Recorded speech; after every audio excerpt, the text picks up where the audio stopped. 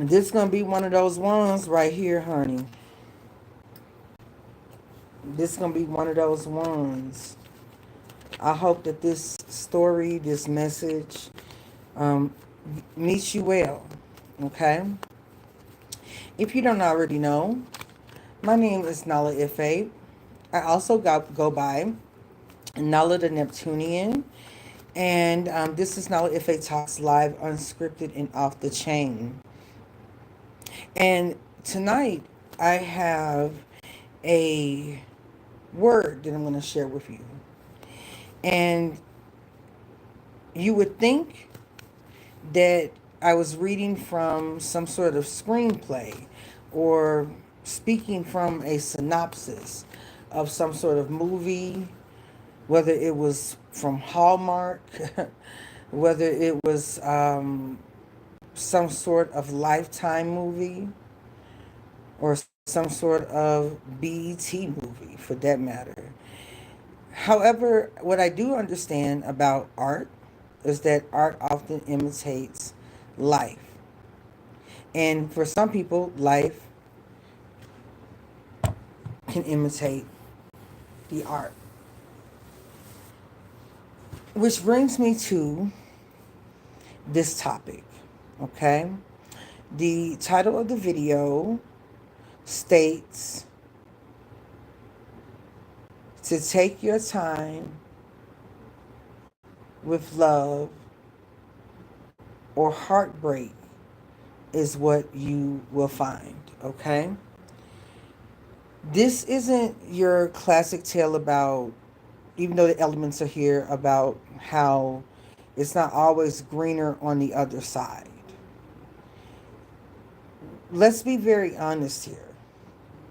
There can be absolutely dark patches, crabgrass, infertile soil on your side of the fence. Let's go ahead and state the obvious that all of the things, all of the makings of a relationship, there could be all of the things that one finds in those relationships that can justify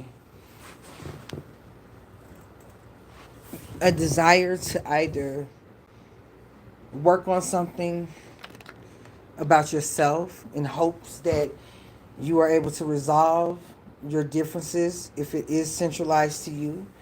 Maybe your spouse, have them work on themselves.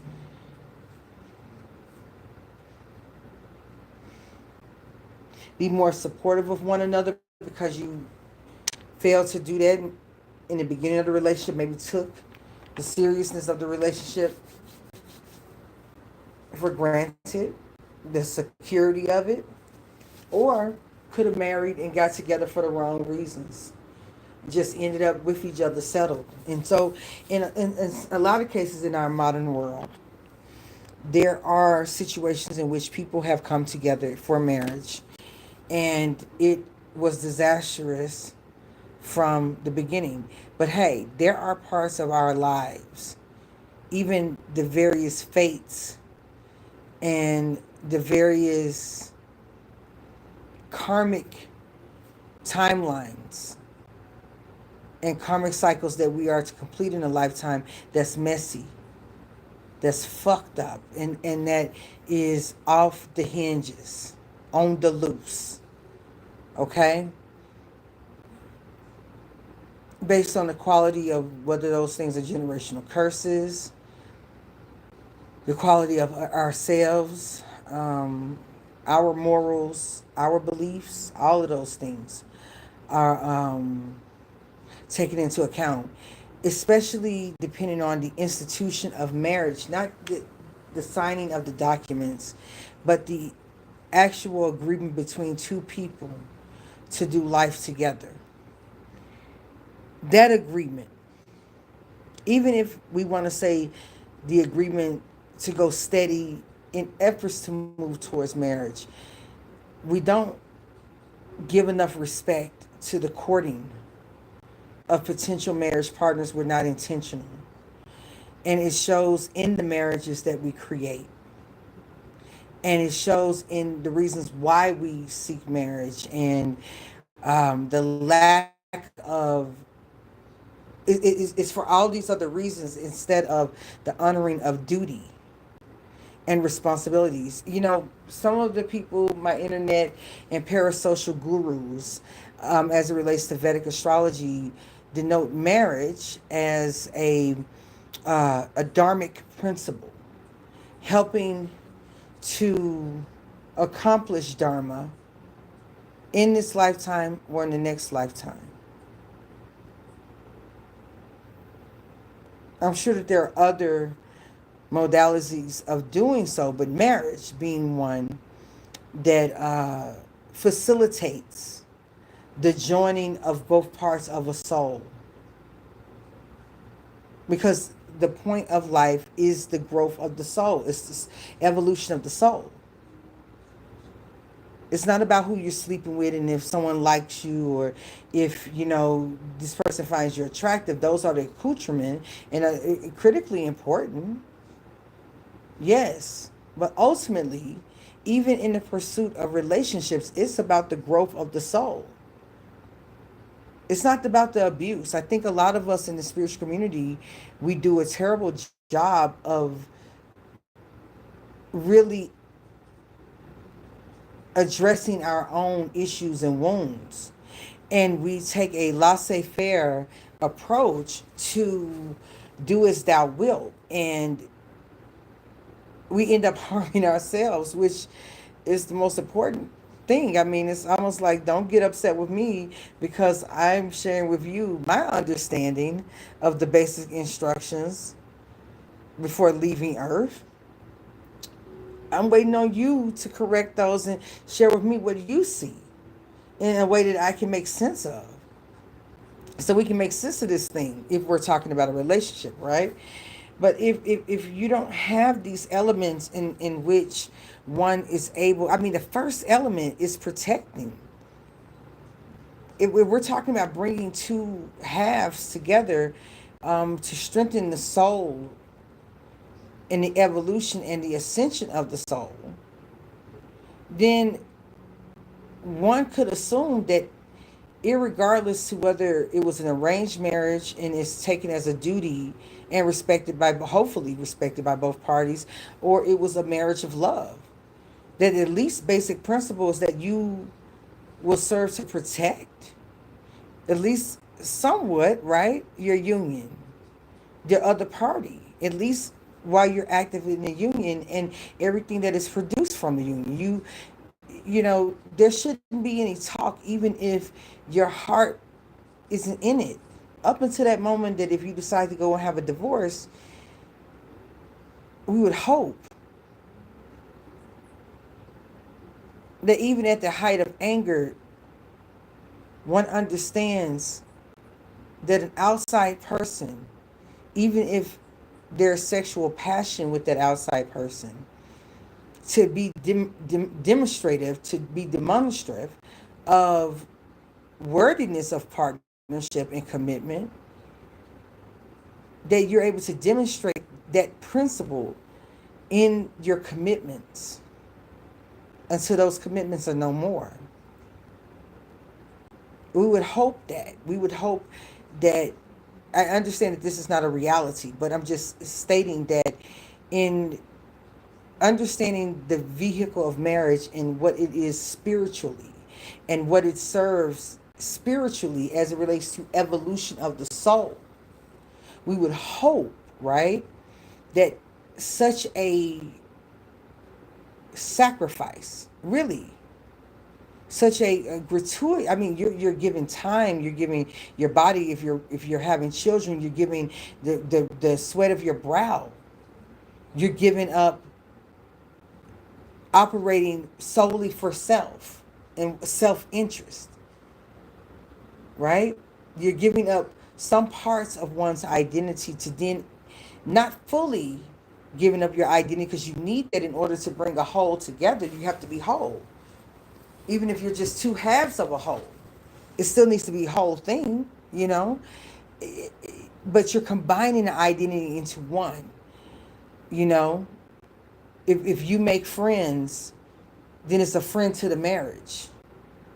It's no longer a friend I'm dating and I date a couple of girls, or I'm dating a couple of guys, and these are my friends. My friends are just my friends, irregardless of how they feel about who I'm dating. No, once that marriage happens, this friend is friend to the marriage. Or is a friend, it's a friend not at all, not even to the person who's having the outside friend.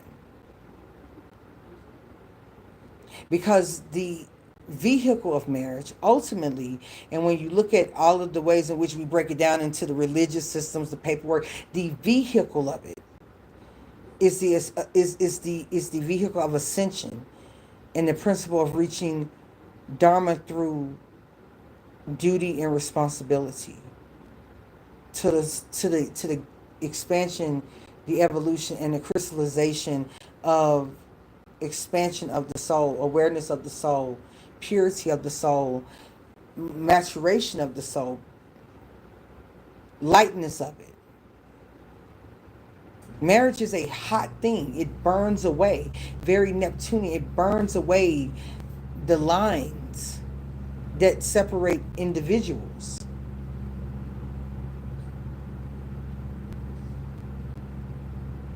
The reason why that a yolk is equal, so that it becomes one egg, one body.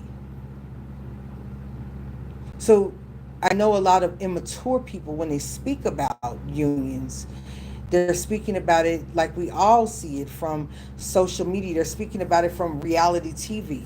We are breaking down these old institutions because they were more or less performances of what the business of marriage is, as opposed to the actual business of marriage. But it's a sacred thing.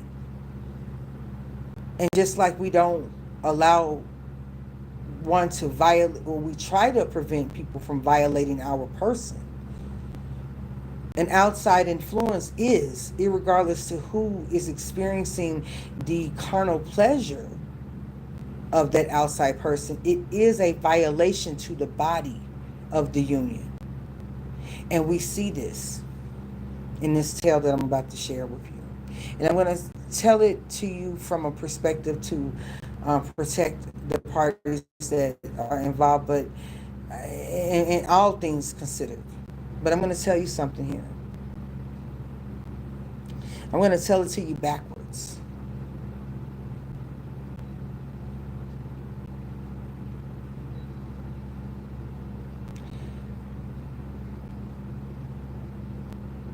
There are people, there are persons who at their big age on tonight are shedding tears and crying so deep that the very door through which we pass under in order to come into life, they're knocking at that door. They're probably at this moment right now sitting in the lap of their mother, pontificating on all that has happened, on their future, on the future of their relationship with their children, the future of their relationship with themselves, the future of the relationship with their money, their livelihood. And based on where things are today, in contrast to where they were a year ago, you would think that if we could bottle up or create imagery of the contrast, that this person in their home and their life has been torpedoed by weapons of mass destruction. And the person who hit the button to drop the bomb on their life is no other than them. Them themselves.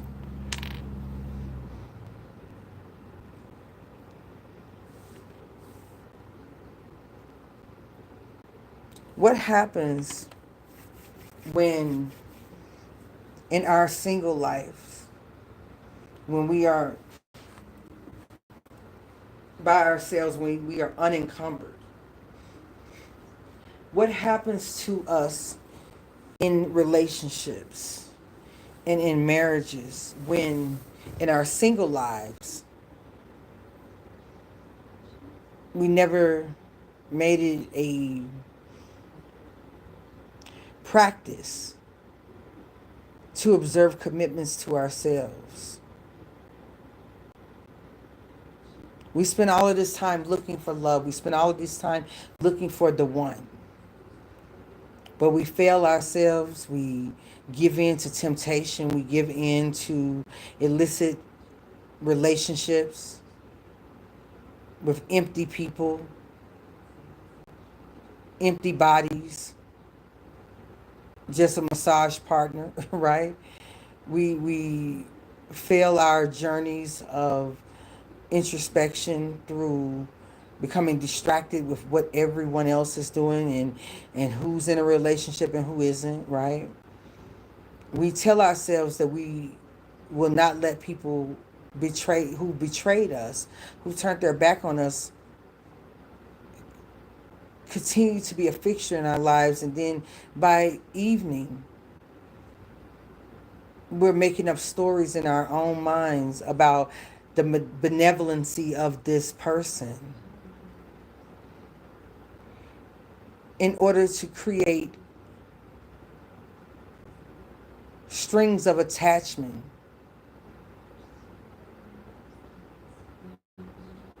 sowed by desperation, rejection,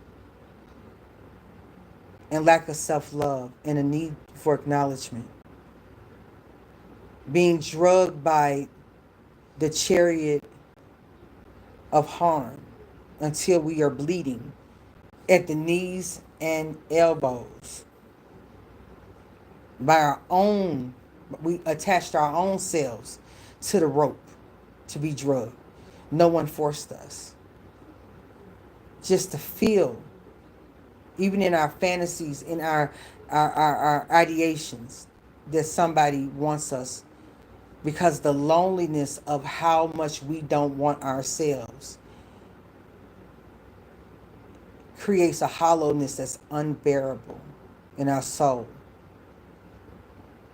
That unbearableness in our soul, there's not enough orgasms, there's not enough to feel that whole.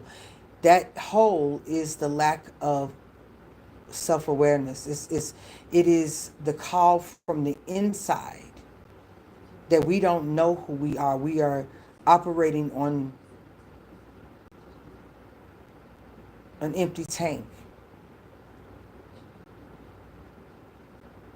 And we can't tell the difference. And we get on social media and we lie. We talk about how we are high vibrational and we are divine feminine and divine masculine. And there's nothing divine about it. Some of us, a lot of us, are deep into spiritual psychosis. No matter how brilliantly we're able to flip the tarot cards or size of a chart, we're not able to make sense of the self-sabotage that we endure, self-impose. We impose on ourselves on a daily basis, by the hour. We couldn't tell you what our glucose number was, or our blood pressure, or what our hormone levels are, but we can tell you how many times the person that we're stalking online has posted. Some of us can't even tell you how many calories we ate today or didn't. How much money we need for our next venture that could get us out of a crux of a situation. But we can tell you about how many times we've thought about someone else being our happiness and completion, and how that person's going to come and save us. Save us even from ourselves. Now check that out. Think about how selfish that is. You want someone else to come in and do the big job of saving you at your big age from you, while carrying the weight of you. And just because you like the idea of being of value, you claim that it's a bargain. My dear, you shouldn't even give yourself away for free when you really think about it. As a matter of fact, you're giving yourself away for free. For some of us, we are. And even with that, no one wants to take it home. You don't even want to be at home by yourself with yourself. So how in the hell do you expect anybody else to want to be alone with you too? If you cannot stand to be in your own company by yourself, then how is your request for someone to join in a house of unknown people, i.e. a house where you don't even know yourself? How can you expect somebody to join that madness with you? Or is that just not evidence that misery loves company? And if misery is there, and if misery wants company, how can love even thrive? What is love? Are you even capable of love? If you don't love yourself, are you capable of love? How can you hold space for love if the number one person that you are looking for a mate for, I'm talking about you're looking for a mate for life, to do life with, if not for life?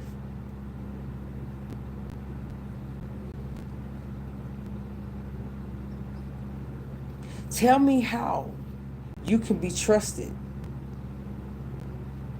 to pick a proper mate for yourself when it's yourself that is the biggest stranger to you.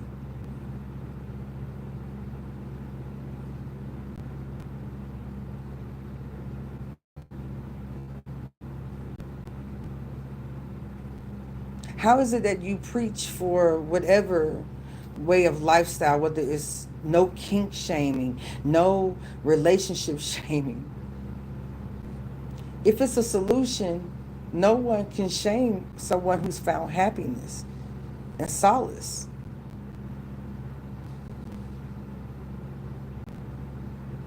Christ, him or herself, Krishna, him or herself, Shiva himself, Kali Ma, Parvati, themselves, Ganesh themselves couldn't even shame you. Though they don't operate in that apparatus of shame, that vehicle of shame, they couldn't even shame you.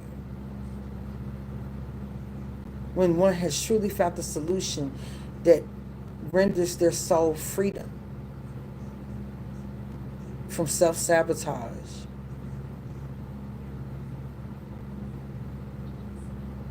So how can you be trusted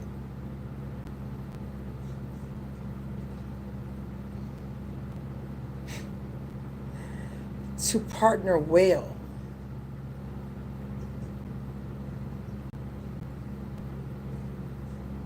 especially if you're a godless or godless man or a godless woman, except for yourself? How can you even assign yourself such a lofty position when you know not yourself?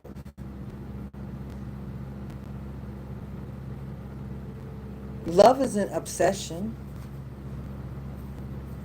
Love is willing to leave someone that you love desperately if your presence encourages their self-destruction.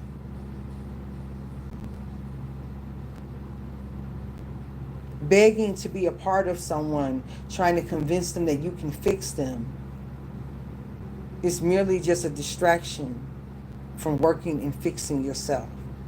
And it never works out.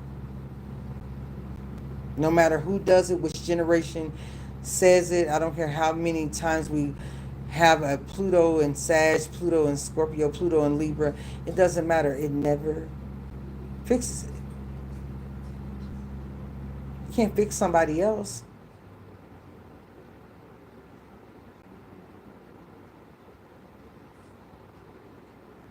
TS, don't come in here with that mess now. Okay? And not the big TS. I don't know who you are. You doing out. Don't come in here with that mess now. But you can't fix somebody else when you absolutely refuse to fix yourself. As a matter of fact, the more you ignore yourself, the more likely you will be either one who encourages self-abuse and self-sabotage in your beloved, or the one doling out the abuse in the same fashion in which you abuse yourself.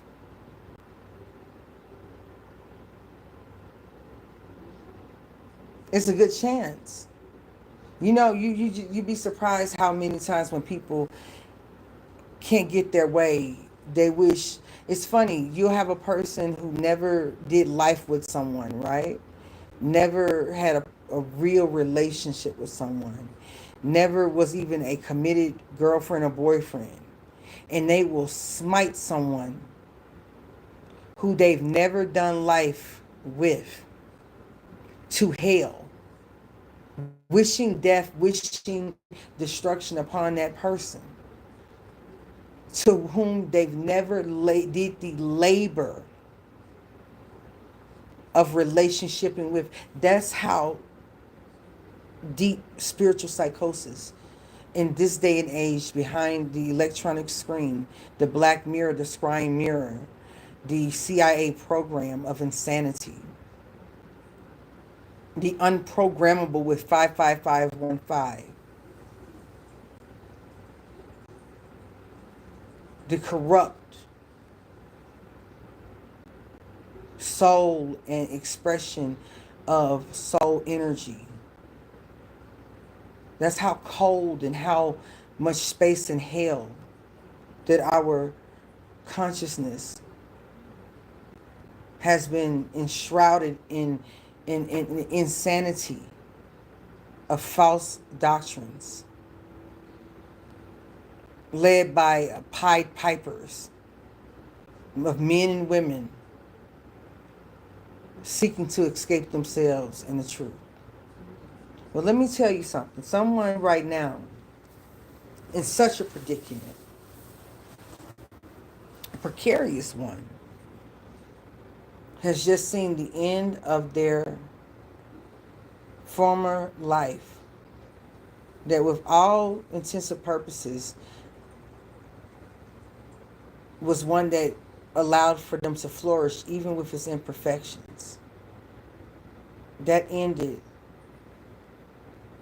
all behind the pursuit, not of someone else who was a better lover, better wife or husband,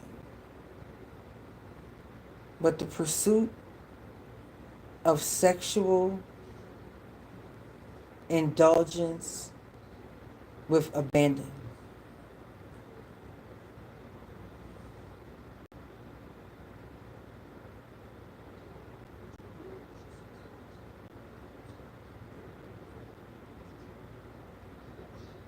You got to be some kind of person to tell your wife of 15 plus years that you cannot stop messing with your mistress because you don't get what you need at home. And a year later, cry to that same woman about how are you allowing us to destroy our home.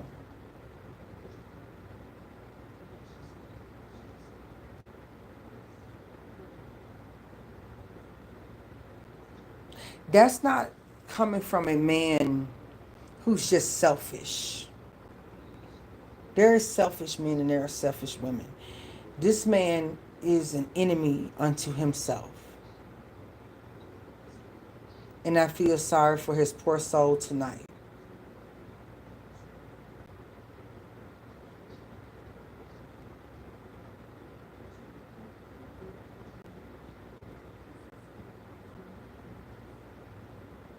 Beautiful wife, beautiful children. And their divorce is finalized. Wife has already met someone.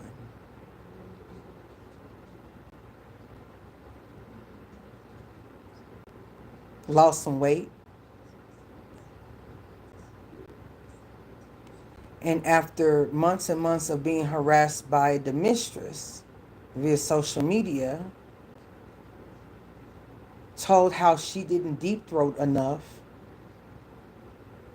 she's finally free.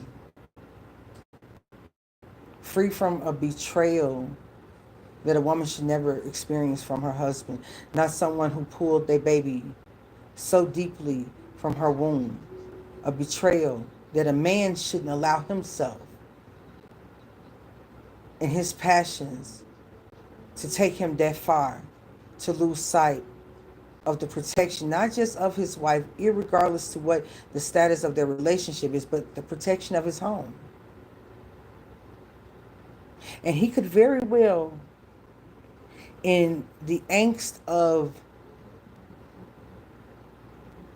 his tears and screaming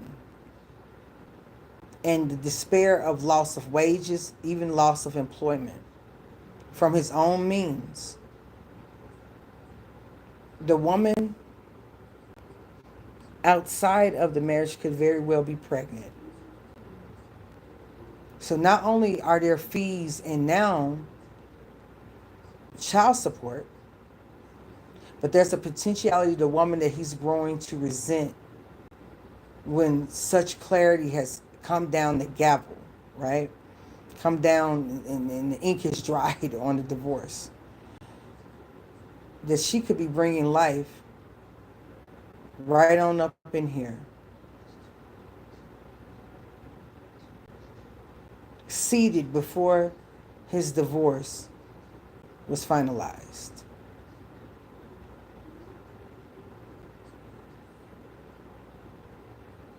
That man is not in that home with that woman. And obviously, he's been, for months now, moved out of the home that he made with his wife. That man is in the lap and the home of his mother. A mother to whom his father also unyieldingly cheated on his mother. A home in which she shares alone. She's alone because she too divorced him, his father. It wasn't just cheating. It's almost as if this mother is consoling a man and watching that son that she loved, that she bore, do unto another woman, a whole younger generation of woman, the same pain, the same shame, the same cruelty to his wife. So there's a mother here that, irregardless to her son, raising her son post-divorce and getting herself together, having to watch and console that same son after he's done a carbon copy of the same death kamikaze dive from a secure home to now damn near broke and desolate with extreme resentment for the woman to which he carried this act out with. And he doesn't even know that his now ex-wife, they're preparing a trip with her new partner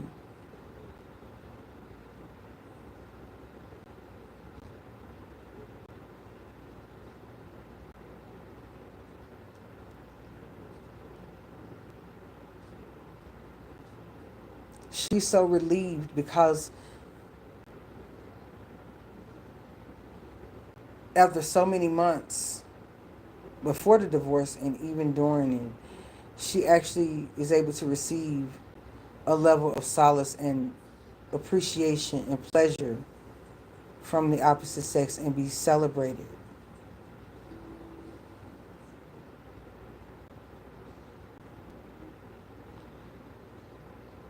And even with her, there's a sense of she even managed to be concerned about his well-being, because how can you not be? You can be with someone for so long after having children with them, they are no longer an agent separate from you. They're deeper than, they're closer to you than your mother or your father or even your own children. She wouldn't be worth being married to if she wasn't concerned about him. But you can't love nobody until you learn to love yourself. And there's a lesson in it about the self-love. And what I noticed with these two people is that their self-love part, that being able to keep commitments to oneself, whether it's a commitment to a diet, a commitment to savings, a commitment to growing oneself, maturing oneself, bettering oneself, the lack of those commitments to self in favor of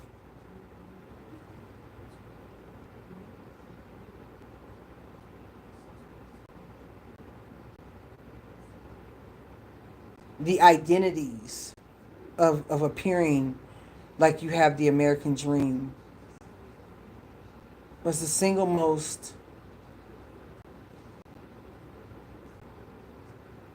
cancerous and soul eroding and destroying element element and violent element to each one of them individually and to their union. Now, jumping before all of this happened, there was a lack of self-control with this man. Prior to the marriage, prior to having children, there was a lack of self-control. He had the inability to demonstrate respect, self-control, and the honoring of a commitment. She lacked, in this situation, the ability to honor herself and making the best decisions for herself. That she put the onus of her care onto someone else, mentally, emotionally, and spiritually, to obtain the most superficial version of marriage. And they went into this union, and despite those beautiful children, those babies, practically destroyed each other. Coddled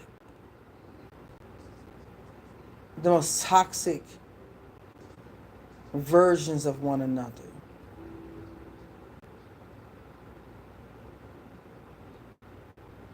And tore open holes of sorrow and death, of identity, to where in order to feel something, one had to lean into their perversions on his end, or for her end, in order to not feel pain, she had to lean into the necrosis of her feelings, the numbness.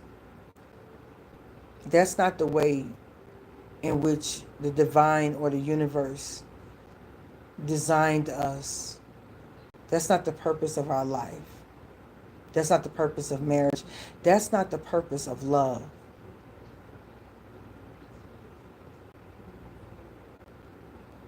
All to meet some sort of marker.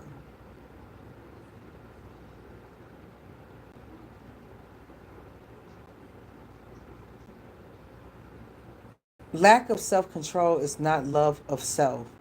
It's not exercising your options. It's feeding your demons, your greed, your gluttony. It is absolutely indulging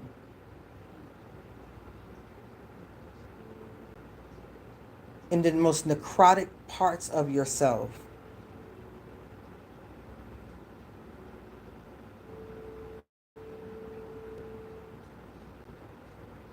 Borrowing from your future self the soft skills, the abilities, and the wherewithal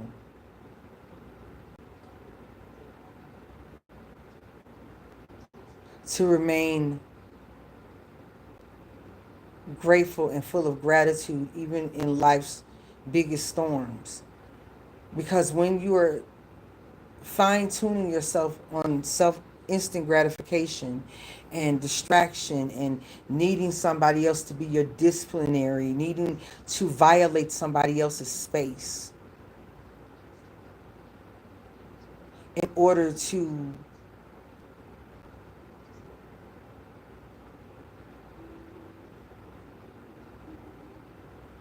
assert some sort of power that's false, you weaken yourself.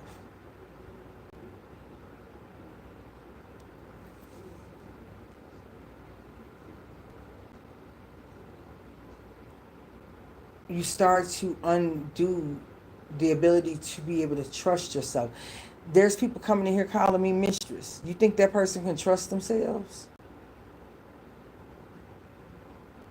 Now, you know what type of content I produce. You know what I talk about.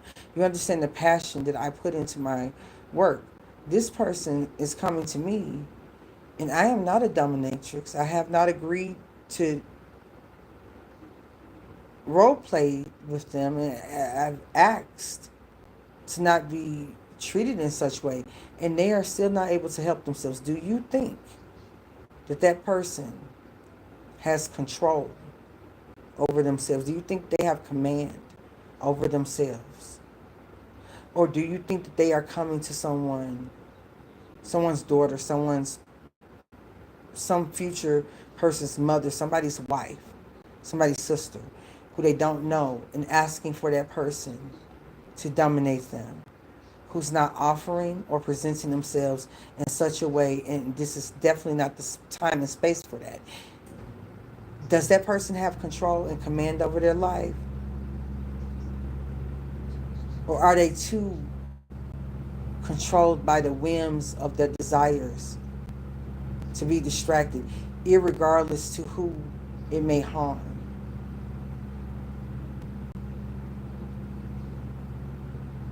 They're sitting right in my while I'm live having this sort of conversation.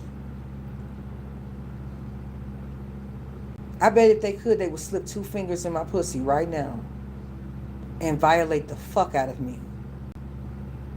If they could do it, and there would be no crime assigned to them, and I couldn't scream or object. They would have their way with every orifice on my body. No matter how violated, how disgusted, how scared I was.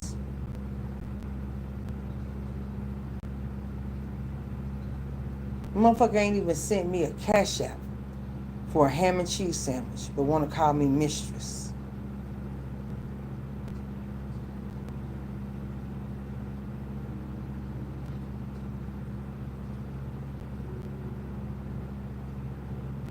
And I guarantee you, in their waking life, they probably out here talking about some, I deserve love, I want to be in a community. They probably rationalize in their mind somewhere. They do deserve love. We all do. But we have to position ourselves. We have to act as if. We have to conduct ourselves. We have to hold space. They probably rationalize in their mind that irregardless to how they digitally violate me,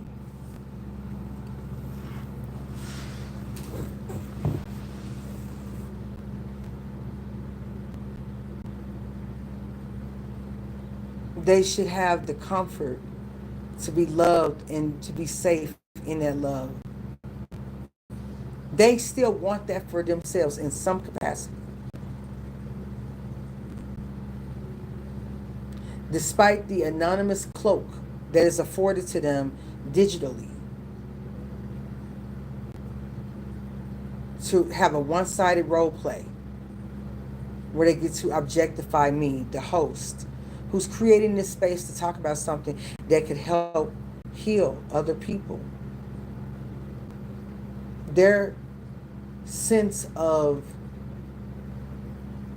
entitlement supersedes the medicine, the lesson,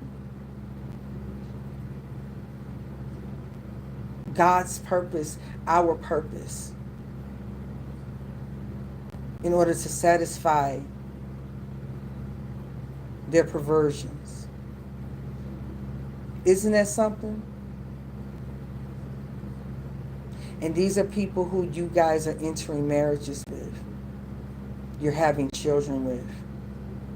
You're listening to online.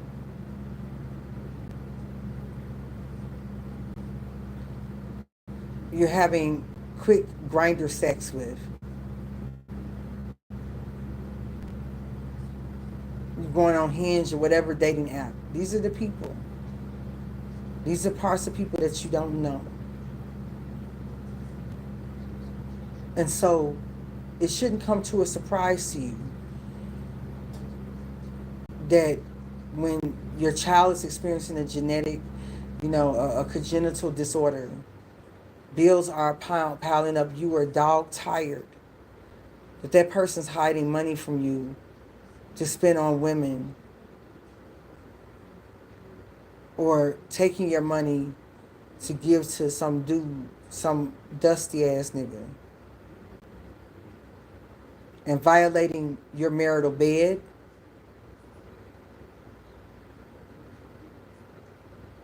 your family's home, and your family's resources, so they can release sexual fluid. And pretty much setting off a bomb to bring shame to not just you and them, but your families. And completely destroying their standing in the community. It should not come to a surprise to you that this is where the human condition. This person right here, I never meet a day in my life, I'm sure. But this person, irregardless of how disgusting they are, this is a pulse of humanity right now. It's albeit at various levels of existing and of perversion, but this sad little anonymous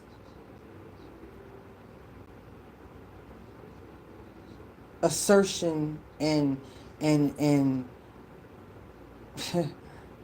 entitled person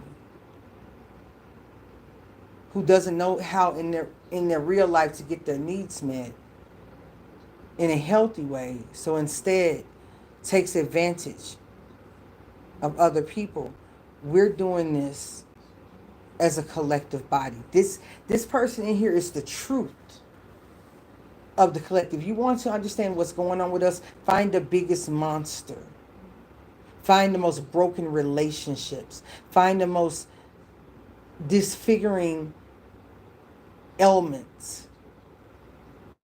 And start there. That will give you a barometer of your worst. You don't get to say that I'm a separate human being. There's no separation, truly.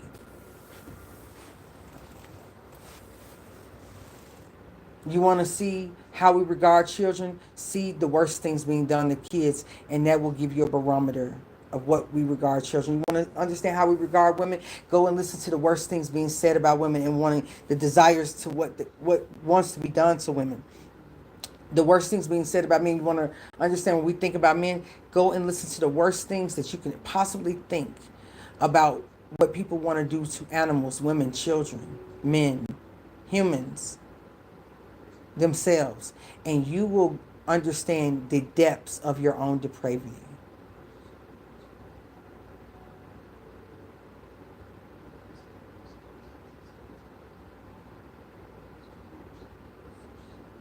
I don't have to shame this person. They've shamed themselves.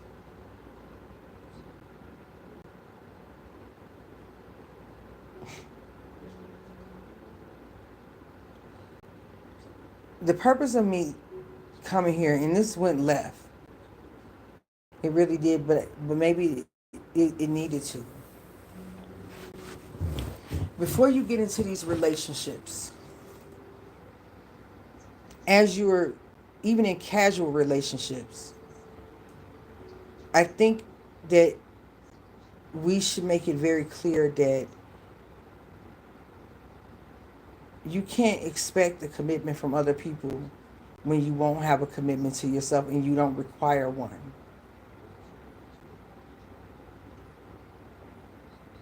We need to be very careful about looking to put people into sexual slavery while claiming that we don't want our governments to force vaccinations on us.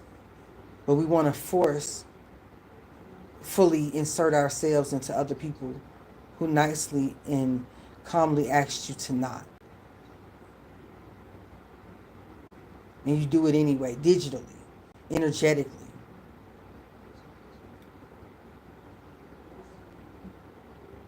Everything that we do, every way that we treat another person, every way that we make okay, we give permission to be done unto us. And it may not come immediately. But one thing about it, Saturn always keeps the score. And everybody who works gets paid. That's actually a universal law, the law of compensation. Every work is paid, is wage. Every work.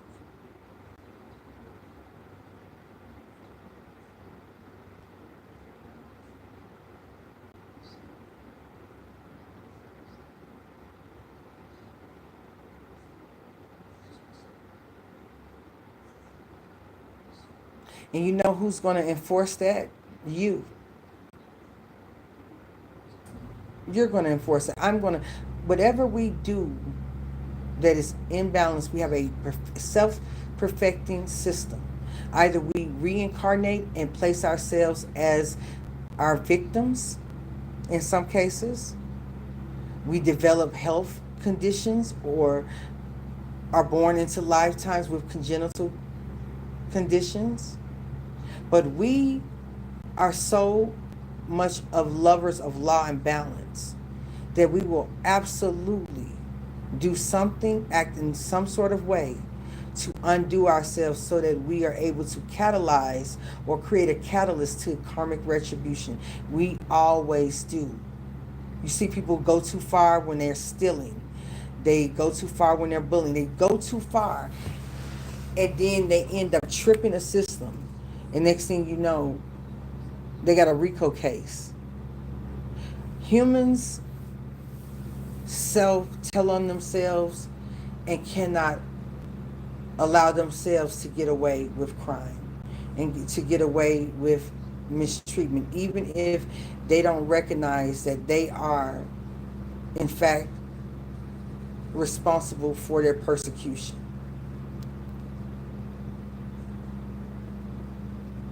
Even the serial killers, they have to let someone know there's a drive to be acknowledged. And people think it's for celebrity, but that's not the drive. Even the most coarse of us understand on some level that one must pay a consequence for their actions to bring back balance. And so if you are a person who's so pleasure focused that you're not able to endure what it takes to actually love yourself, You are incapable and cruelly positioned to expect someone else to do the labor, and furthermore to bring children into this world, a lot of which you are still in active self-hate, and place the burden upon them, and then turn around and wonder why each generation is more lost than the one that came before them. We have a opportunity right now of honesty, of intra-personal or intra-societal dynamics to do some deep introspection as the world, as we know it, is coming to an end and a new world is taking its place. And not one of you has the right to assign the building of the new world to a zodiac placement.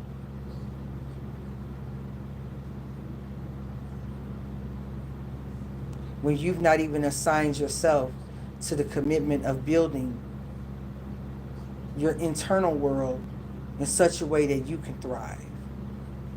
How can you be so certain that you can trust yourself to prescribe what the world around you needs when the one inside of you is screaming? Let's get oh so fucking for real. Okay? I just thought we would have a sober moment right now as Saturn is retrograding in Aries, going back into Pisces. We're with a Mercury retrograde. We got people out here fucking with people through social media, but then trying to mess up their relationships when they could just be honest with themselves. And I sure would hate to have a moon in Pisces with Saturn retrograding back in that bitch and putting such an illustrious career on the line for some bullshit when I know I'm in the wrong. But I digress. Get yourself together. How you gonna make a song about Saturn?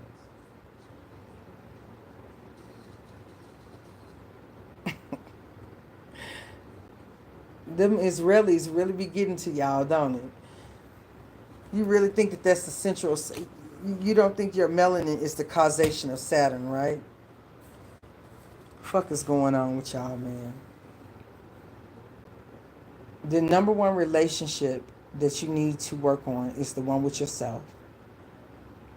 Because when you resolve that relationship with yourself,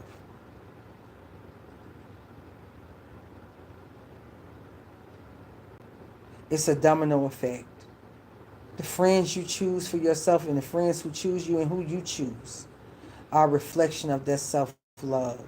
They are a reflection of that self-care, of that self-nurturance. The partner that chooses you and that you choose, they are a reflection of the depth of that love and understanding and nurturing and charity that you give unto self. They are a reflection of that. You would have anything less than what you do for yourself, right?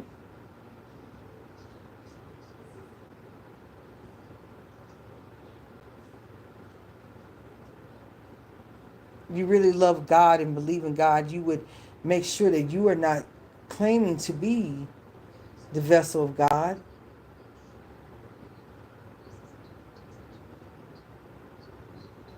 While hawking yourself for free 99 just for some internet action. You think so lowly of your higher self, do you? Everything, every answer is inside of you. Everything that you're asking for is inside of you. You ain't missing shit. Quite frankly, if I had a nigga who was running me down for years, you think I'm going to choose him over someone who sets my heart on fire and reflects me back to myself? No, I'm not missing anything. He ain't had shit to do for years. He's been chasing me down for years. That's not a loss. That's somebody with a lot of time on their hands, and they type retarded. How you spend all that time ignoring yourself and common sense? Because someone who knows their self would never, you know what I'm saying, involve themselves in such behavior. And hell, let's say in the greater scheme of things, you was the man for me. You'll still be there if this one don't work out. Where you going? Because clearly if you've been chasing me for 7 years, don't nobody want you. I'll take my chances with the person who likes a fire in themselves that resembles the one I have in mind. I'll take my chances with them because I can't see myself in you, because I couldn't see myself doing no dumb shit like that. You're not reflecting back me. I don't understand what the fuck that is. Quite frankly, you're freaking me the fuck out. Quite frankly. And then on top of that, you don't even care, which means that you have nothing good to share with me. How you gonna be with somebody and you can't tell that that you're doing something that's harmful, that's weird to them? And then on top of that, you don't care. You still convinced your fantasy so good to you, and your whole two set of nuts. That fantasy so good in your head movies that it has made you completely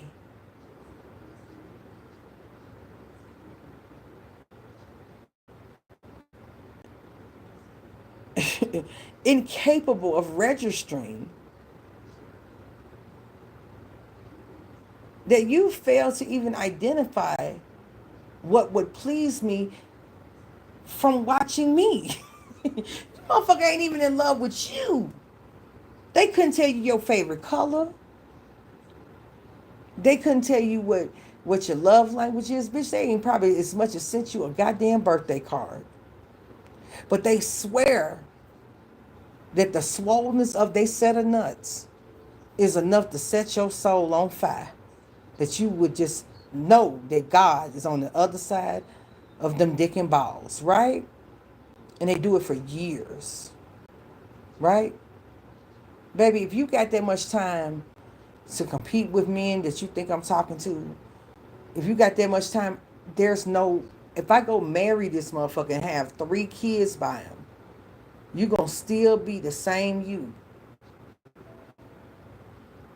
After 15 years and we did everything we could and it didn't work out, you'll still be around.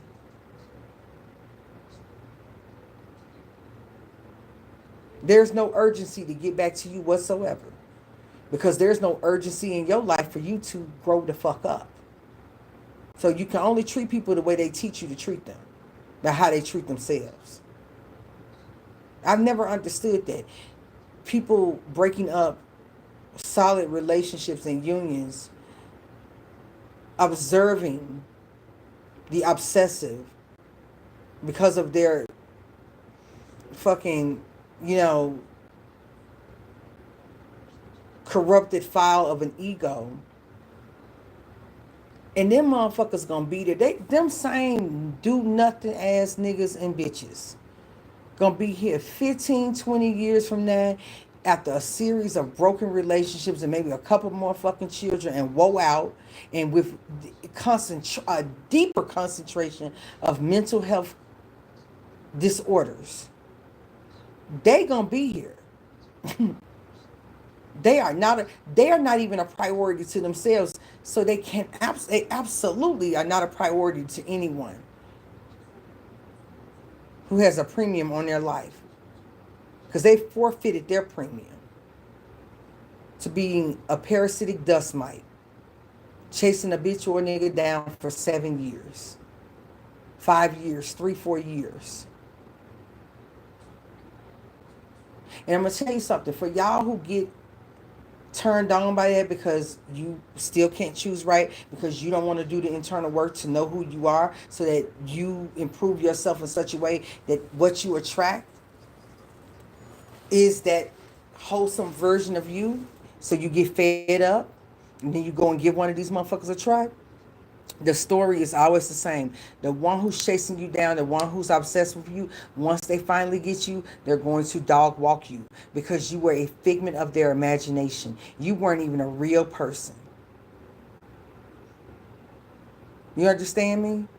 Outside of their idea of pleasuring themselves and escaping, you were merely serving in a one. They don't be flattered by this. It's a selfish pursuit. When someone's chasing you for years, it is a selfish pursuit. It has nothing to do with you, and it's self-grandiosity. That person is not here to love you and serve you because they can't even serve themselves. They are looking for you to serve the fantasy of you back to them. And when the realness of you comes and they're disappointed, then that little obsession they had leaves just as quick. And you are discarded even quicker. So they be like, I can love you better than he. No, you can't. You can't even love yourself. Do it. Prove it to me. Love yourself. That's what I thought. Perfect. Another one. Okay? And we're going to move the fuck on. All right? It is not a flex to have people running you down, obsessing over you, competing for you. You are a distraction from the hollowness in that human beings experience here on earth. And you will be the carcass of reality when they're done.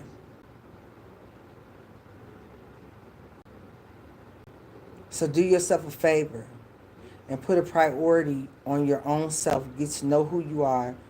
Align and commit to yourself. And do not disregard yourself. Do not let yourself down. Do not cheat on yourself. Do not let yourself down. Do not break commitments to yourself. And in doing so, you will facilitate and become a catalyst for that to be reflected back unto you. May you show yourself the goodness of the Most High in every heaven that the Most High God and Goddess exist in. May that goodness befall you through you, so that it may be returned and reflected to you 10 times over.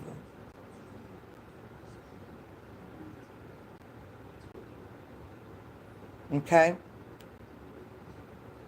Let's not end up being these people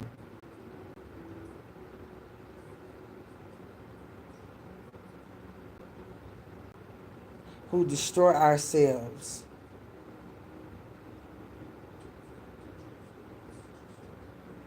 due to lack of self-control and self-commitment.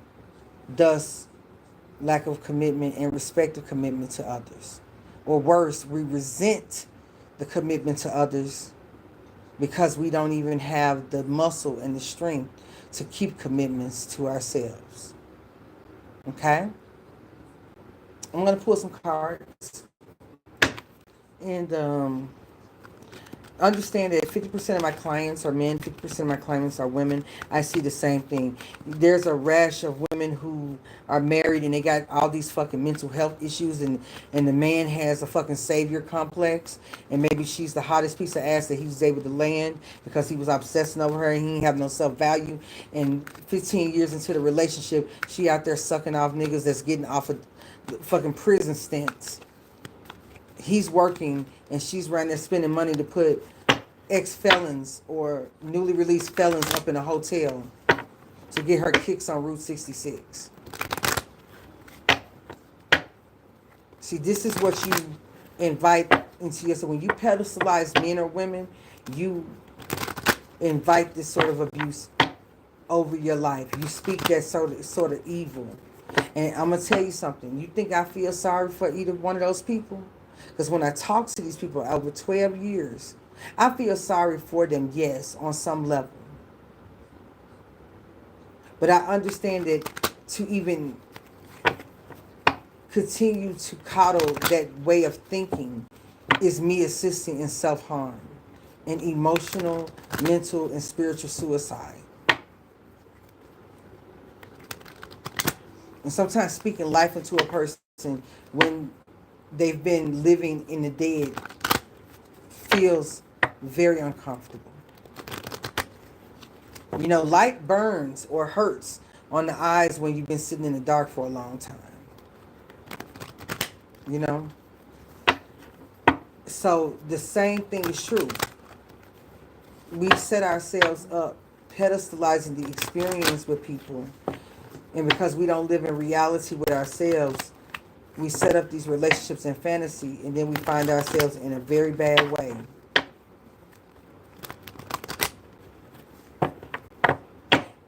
I feel good that I'm able to counsel people who years ago begged me to show them how to do magic to get a man back.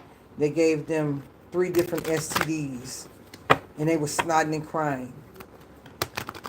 So now they are healthy and good with themselves and so focused on getting their life back.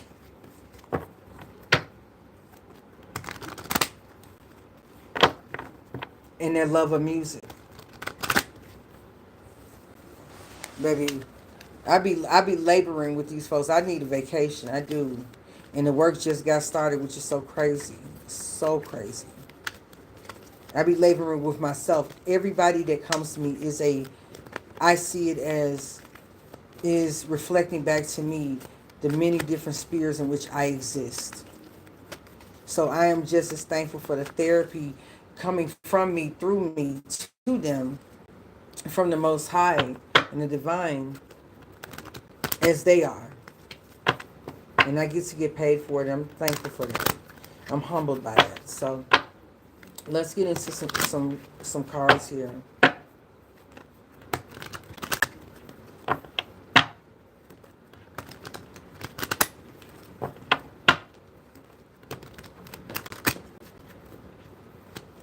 We pulled here the Chariot. Now this particular Chariot here is the Chariot with the Justice. And this figure of Justice is here with the Wheel of Fortune. So it's a combination. Actually, is it the Wheel of Fortune or is it the World?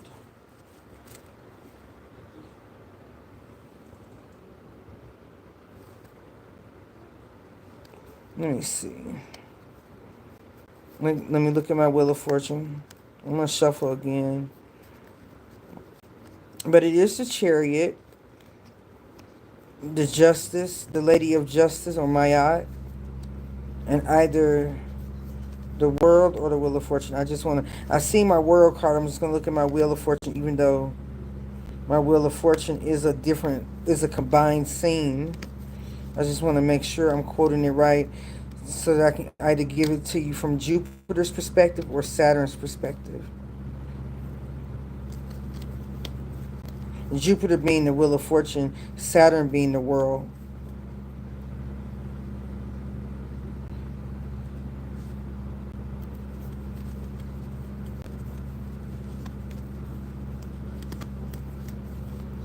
I believe this is Jupiter.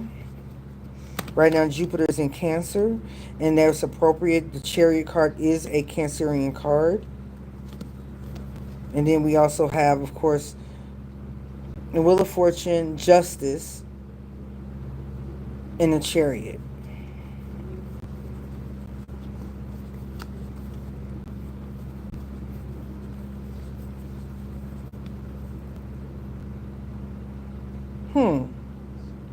Interesting. I'm gonna go with the Wheel of Fortune. I'm gonna go with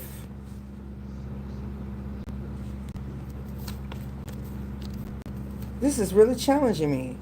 I mean, I could look it up. I'm gonna go with the Wheel of Fortune. Okay, I'm gonna go with the Wheel of Fortune. Jupiter is in Cancer. You know, I believe that's the interpretation. Even if it's Saturn's retrograde in Aries. Aries is opposite Libra. Libra is the Justice. So either way it goes, if it needs to come back out, I'm sure through the shuffle it will come back out. But I'm going to go through the Jupiterian message that moving forward, that doing justice unto oneself is how one is able to maximize and expand their territory, expand their knowledge, to expand their experience with the guru, to expand It's not important to have knowledge if you don't have the wisdom. The wisdom is the application of said knowledge. Knowledge does nothing for a fool but solidify more foolish behavior. Wisdom is the application of knowledge. Okay, so with this said, we go forth. We go forth with the expansion of Jupiter. We expand when we do what's right. We bring ourselves into balance. In order to have victory, we must be balanced. In order to have a change in fortune going forward, we must observe what is of the highest level of justice for ourselves and to other people. To not observe what is balanced and of the highest form of justice for ourselves and other people, we will in fact slow down or bring to halt our chariot.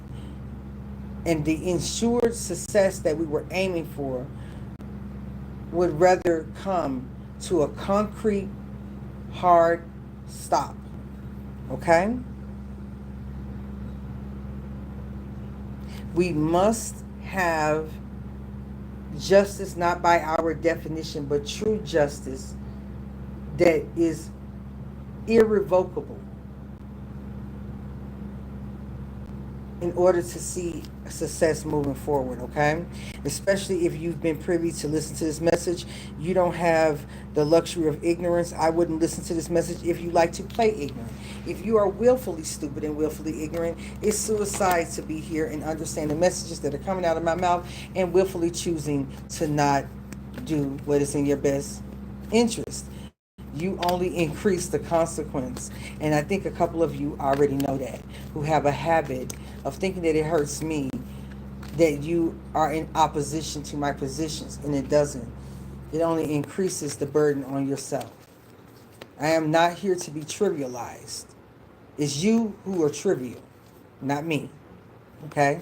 Let's stop the projections. All right? That's if you on that type of time. Okay?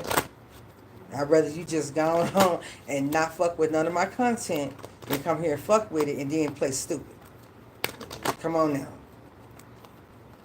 We should be past it. After these years I done been here, after you've seen things in the world change just with the mere suggestion on my page, on my community page.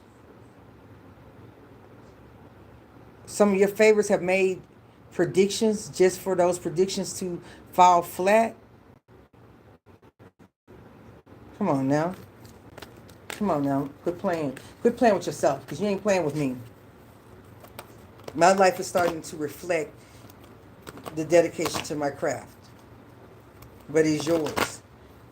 Yeah, it is. Because if your craft is being willfully ignorant, and yeah, your life absolutely is reflecting that right now. So there's that. All right.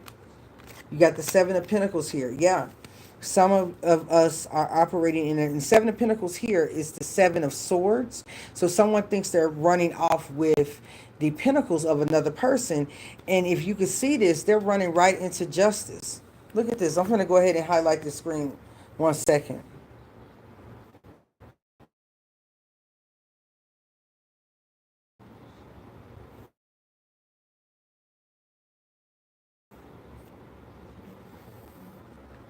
They think they're running out. One of the cruelest judges is Fortune, Lady Fortuna. As a matter of fact, if she notices that you're taking it too far and you're being too disrespectful with your fortune, just her being, if she is appalled or feels disrespected by your display, she can rain down a level of justice on you like no other. Look at this damn fool that think they running off on the plug. They running right into the Justice, the Chariot, and the Wheel of Fortune. And the angels. If we want to even say that this is the World card, their world finna come to an end, honey. Hello? The world that they think that they are in A reality check is being done. You understand? They running right red-handed. So for some of you, this is if you are thinking to yourself, you know what, I'm gonna go and keep it pushing. I'm not finna be the victim of something. I'm gonna let people go on. I'm gonna let people live. I'm gonna keep it pushing. I can't control the people, but I can control myself. Understand that if it was done unto you, they're about to be done the fuck up. Baby, I sure hate it for you. If you are observing my page and you think you was finna run off on the plug, especially if they are Jupiterian. If they are a Jupiterian, if they are a seven houser, if they are a Libra that's upright and doesn't lie, that observes the law and keeps it, irregardless to whether or not people are pleased with it or not, they are married to the law. And with the Chariot here, oh baby, they finna bring you real victory. They thought they could run off on the plug. Dropping coins and everything. That means they don't even respect what the resources that they're stealing. They don't even have a true measure of the worth of money and resources. They did all of this to lose trust in the community and then to ultimately be caught. Ain't that about a bitch? Ain't that about a bitch? So yeah, that part.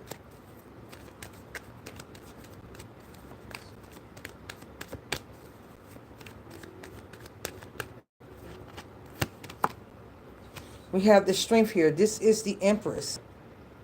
Now, what's interesting is that this is the Sphinx that normally is in front of the Chariot. This is the Empress with the sword, okay? The sword of truth or the sword of justice. This is the strength. So this is the strength, this Empress energy. Shout out to all of the Empresses. It's not so much of the strength card in controlling the bestial natures. It is the strength of spirit, the strength of fertility, the strength of knowledge, the application of knowledge. This is alchemical principle here.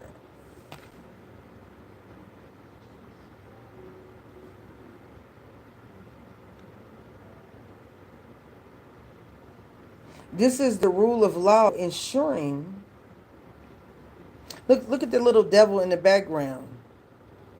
This man, he can't get his way. Because the truth here, how do I move forward? The sword of truth. She's yielding. This is the strength of being able to yield to your higher self. Okay? This is the lower self, the impatient one, the one who needs the who has a lack of commitment to oneself. This is the one who is indulgent.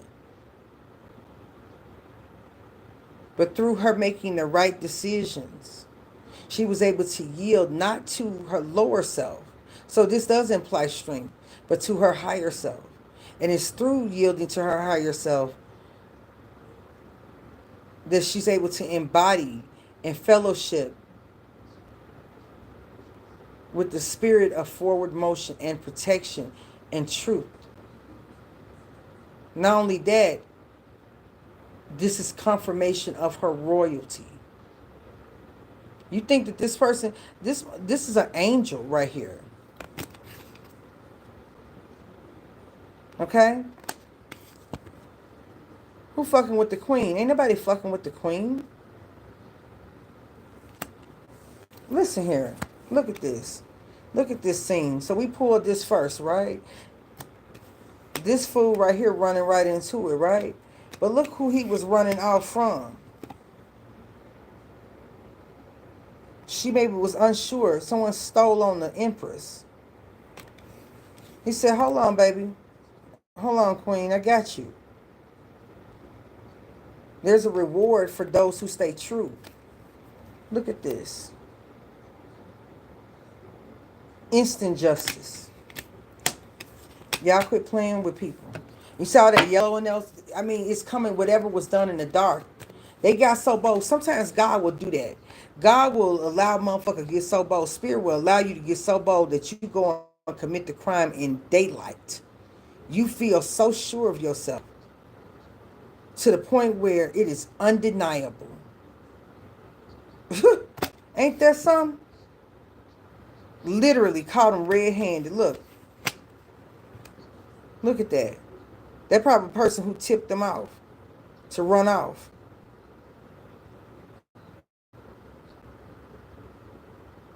He about to be handled. He was coming for to distort this Empress. Come on, Spirit. Come through. The strength of her conviction would not lead her to fall for the okie doke.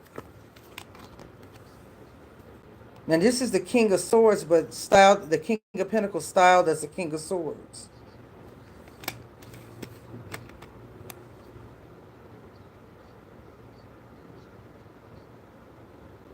You think you was going to... Y'all, come on now. This motherfucker right here means business. He has command over the earth and sky. You understand me? Look at those butterflies and the fairies.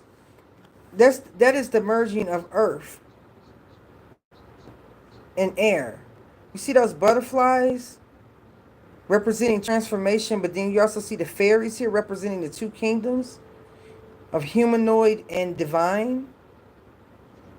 He's so powerful, he's able to steady the storm clouds.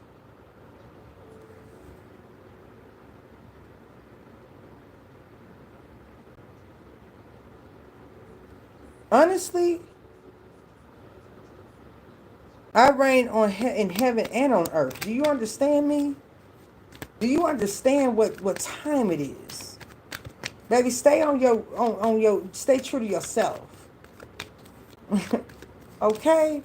That should let you know who you got on the team.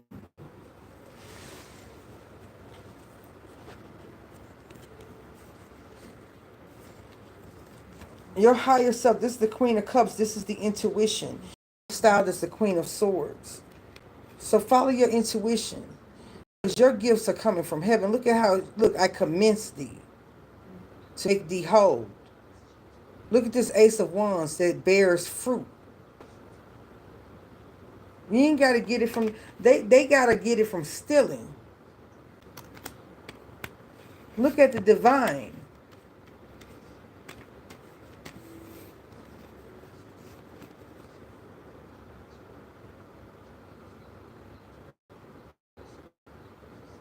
It would never have to come from, no one's putting you on, you already own. Bitch, I been on. Bitch, you been conned. Okay? Been on. This also can speak of by following one's intuition, by following one's internal compass, by connecting head and heart, by connecting one's head and being led in how to master one's material world. One is covered emotionally, mentally, physically, and in actions. Let spirit lead your steps. Huh?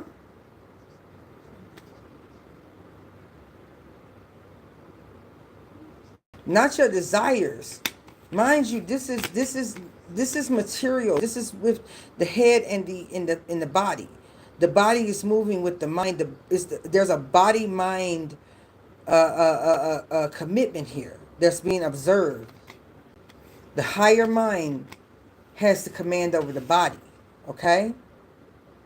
With the heavens above, it's not being led by one's emotions, and even one's emotions are covered by the advisement of the higher mind, and it's through that one is replenished. One doesn't have to go beneath themselves like this poor soul in order to have temporary replenishment that ultimately leads to their judgment and downfall.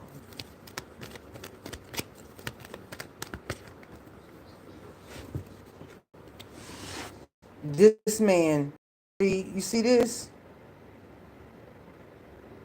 This is the squandering.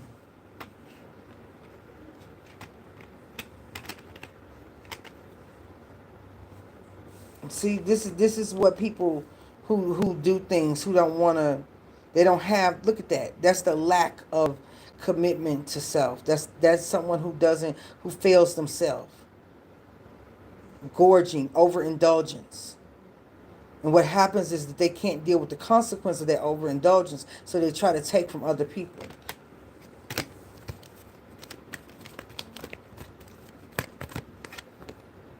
Or worse, they were giving gifts to which they squandered and are being judged by it. That is crazy. Look at this. It's like, think of these as your spirit guides saying, look at this damn fool right here. Can you believe this fucking idiot? This is the King of Wands with the actions along with the air. There's air and fire here. This is your royal, a drunkard, a person lost in their pleasures. Man, these folks down bad, boy. This down bad season we coming in. Right? This down bad season. I did get the Five of Swords, but that Five of Swords is my assassin card. So some of y'all, your assassin, some of y'all were destined for greater. And your assassin is for all of you. It's your indulgences.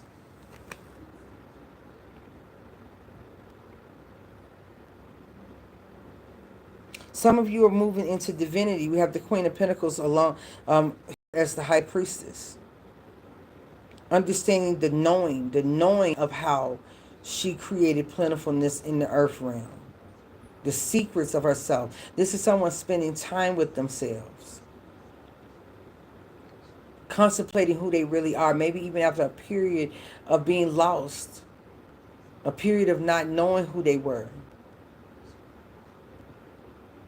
After a time of having to come back to themselves.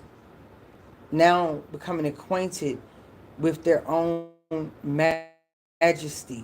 Or the majesty that resides within them. This is this is introspection. Finding the truth through self-assessment.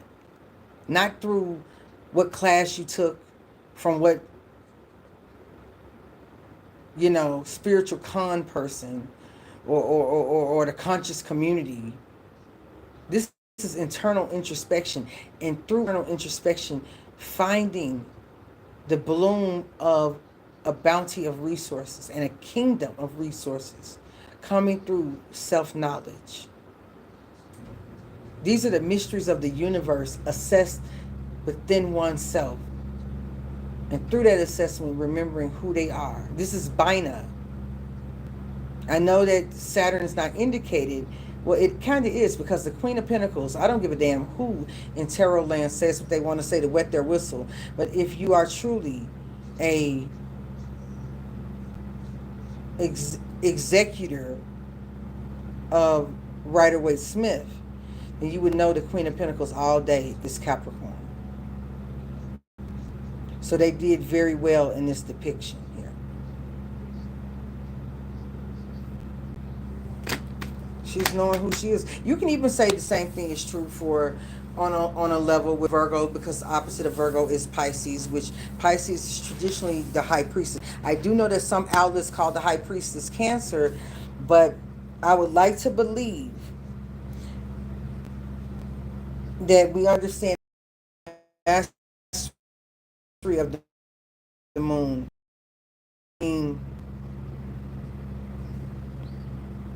Becoming acquainted with oneself. This is the mastery. One has their emotions underfoot, under control. They have the sun above their head and the moon at their feet. You understand what I'm saying? So I would hope that we understand this imparts a level of mastery. Okay? And a level of mystery. It doesn't impart illusions the way maybe sometimes the moon card does. which we can say Neptune can impart illusions and we have to become disillusioned. But I want you to understand that this is an indication of a level of mastery.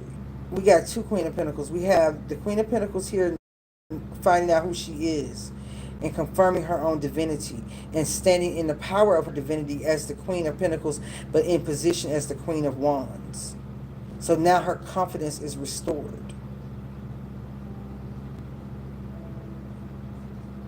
Her actions align with the goals that she would like to bring her dreams into fruition, into the material world. Her actions align with bringing those dreams and those desires into the material realm and having command over that.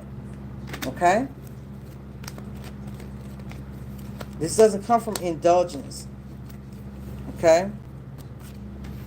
This person right here is probably even being separated from this figure here by someone.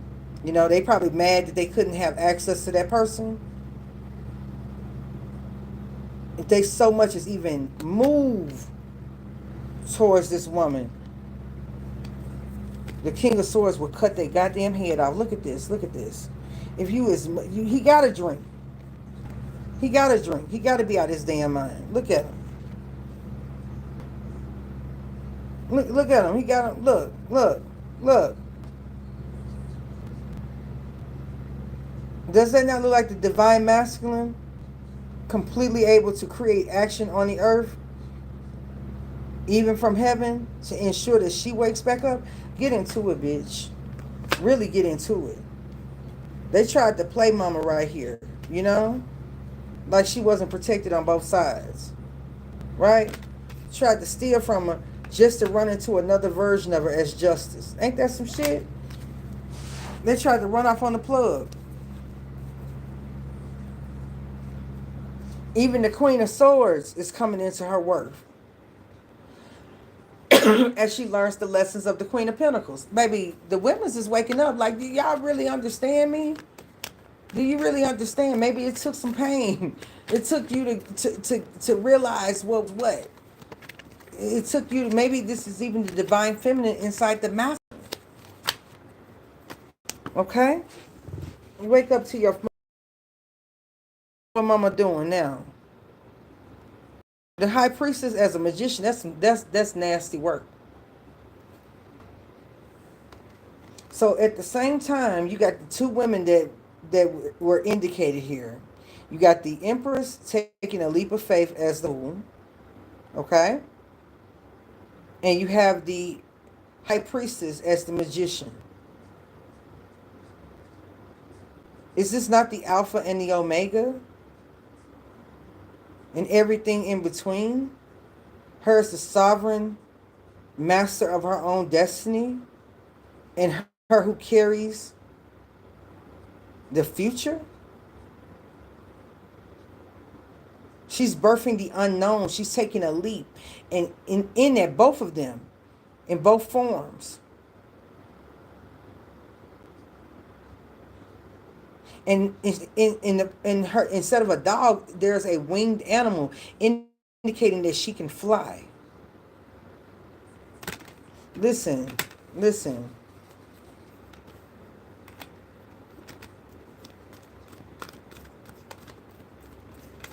This is very much coded, divine feminine coded.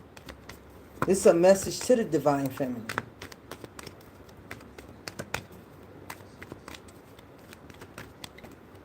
You have to come into your divinity in order for you to have the... See, the woman is considered the throne. Isis, Mother Isis, is considered the throne. And if the throne is strong, then we can bring in the divine masculine. Not a moment sooner.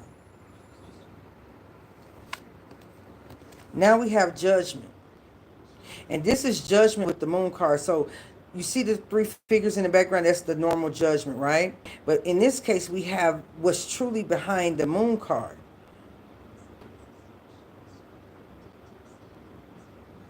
All knees will bend and all heads will bow. All the mysteries will reveal themselves. And look at what the catalyst to that is. Also, this says that with the proper support, the divine feminine comes in. She wins. This is what brings life back. This is what settles it. You understand?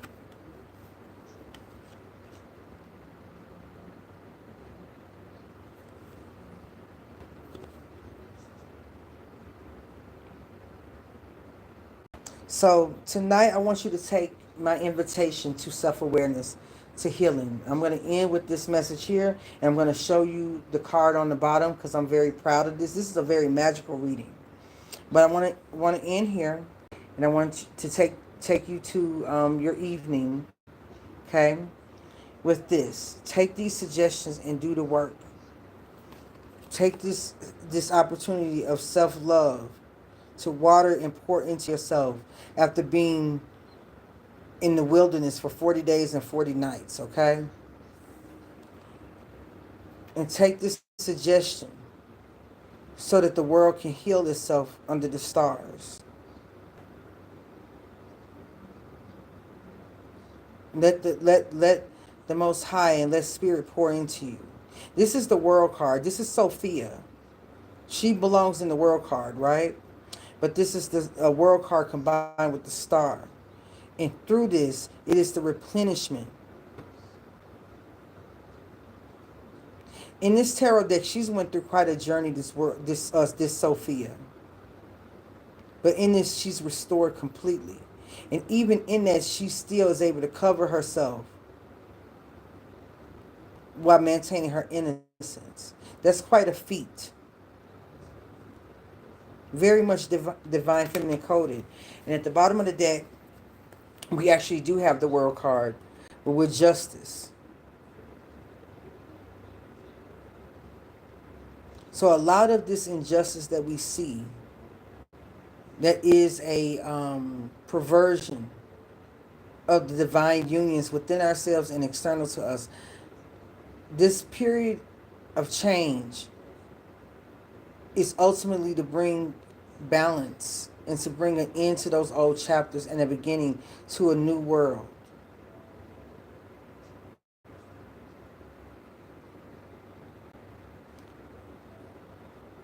And in this, she's observing balance. The magic is in the balance. I'm also hearing quantum leap. Time travel. Saturn does rule time, the hands of time. And now we've come upon a time of justice. Okay? Undeniable. And look who's behind that. Look who's behind that. The justice card, but the strength.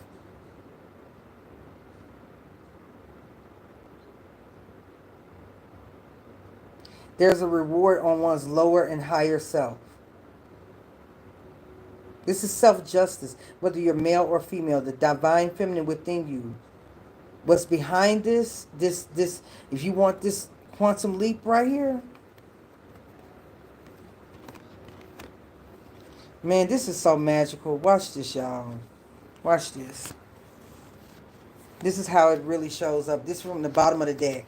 This is all behind, I want to establish this. This is all behind the World card. I'm going to tell you, Spirit is with us this evening or this morning. This is all behind the World card. Look at the journey here. It is that tower moment. Do y'all see those angels? The same angels that we see here? We saw with the first card I pulled in the Chariot. With Justice, the Wheel of Fortune, and Chariot. Okay. Now this would be technically the ending card.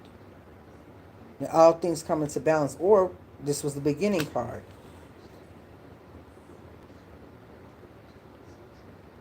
Everything that wasn't right. Y'all see, that is the Wheel of Fortune. You see the fortune, the way things were. That being shocked. Look at the thunder. We got Uranus in Gemini. We got Mars in Virgo. You got Mercury retrograde in Leo, which can look, you see the crown? In Leo is one of the four fixed positions.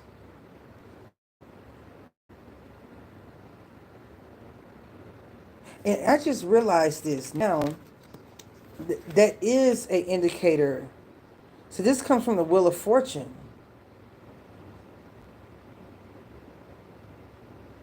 Maybe she was pleading because her fortune was affected by these characters, to which that fortune was reset. Look at that. I just realized that that is the that's the figure from the Wheel of Fortune that sits on top of the Wheel of Fortune, or Fortuna, or the Sphinx. And her fortune had been affected by this shadowy entity in the background trying to run off, just for them to run into the fortune, Wheel of Fortune, Justice, and the Chariot, to put a halt to everything. I just noticed that.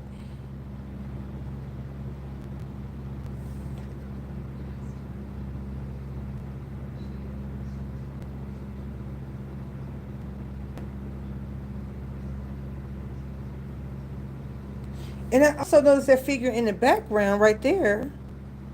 This is totally the Wheel of Fortune. I just realized that. Wow. Okay. Wow. Her fortune changed. So this figure right here has been apprehended, that was running off on the divine feminine. And that Wheel of Fortune, they kept their promise. They brought that establishment down.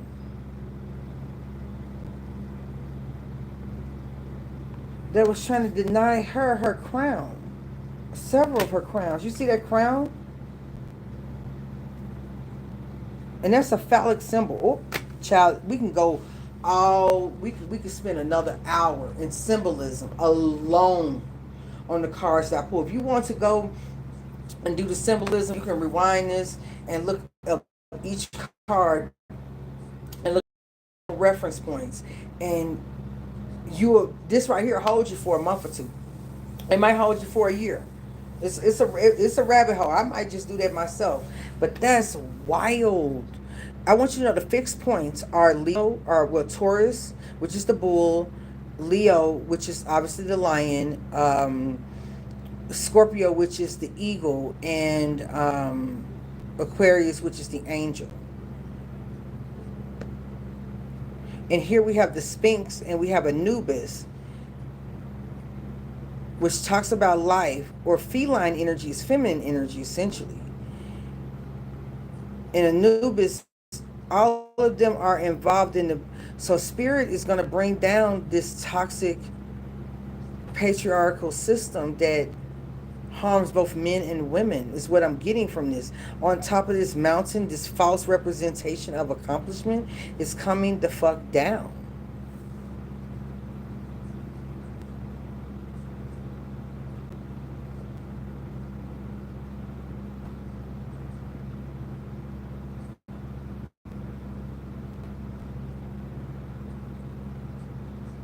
And y'all know that the Wheel of Fortune, like I said, is Jupiter. Jupiter deals with lightning strikes.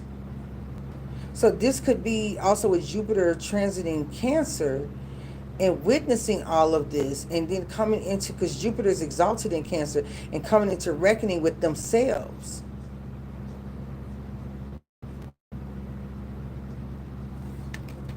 Like they are reassuring, we got you. We got you. And Anubis is back here saying, no, we really, at first I thought that was a shadowy figure until I'm self-correcting. And yeah, they do got you, because whoever ran off on the mother is running into the enforcer. That's crazy.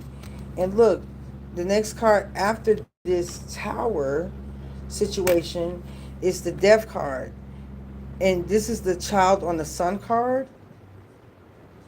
You see that water? You saw that lush? So the death to, so there's a new birth. There's like the collective, this right here brings forth a new birth, new life, and a death to this old way of existing. It's like the sun and death. Did you see the sun in the background right there? You see that? And then you see the sun between the towers of the moon. Once you're able to come through that dark night of the soul and come through that tower moment, that rebirth after that death, and instead of this being a horse of death or one of the four horsemen, it's what brings life in. With a flag and banner. That's the innocence of life being carried by death. Isn't that crazy? That is wild. That's some wild stuff. Which enables the world to become back in tune with themselves. She still has a light. And we see her depicted here in the star. So she's on her way. You see that?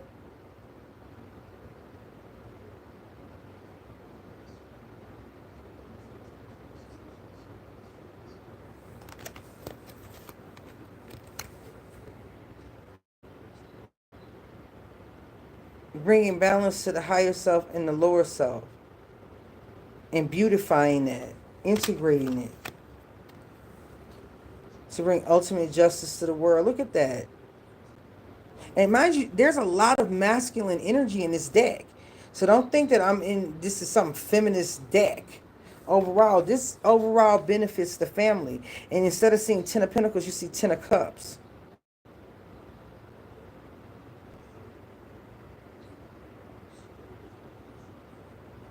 True fulfillment. True fulfillment.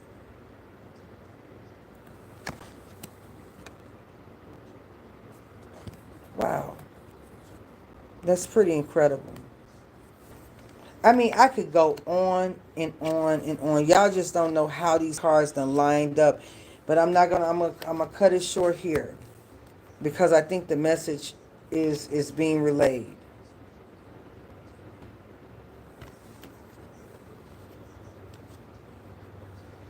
So the world, or Sophia, has reincarnated through justice by finding her strength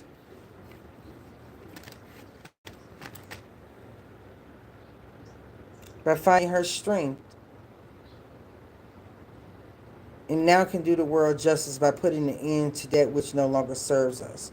So in the end and in the beginning,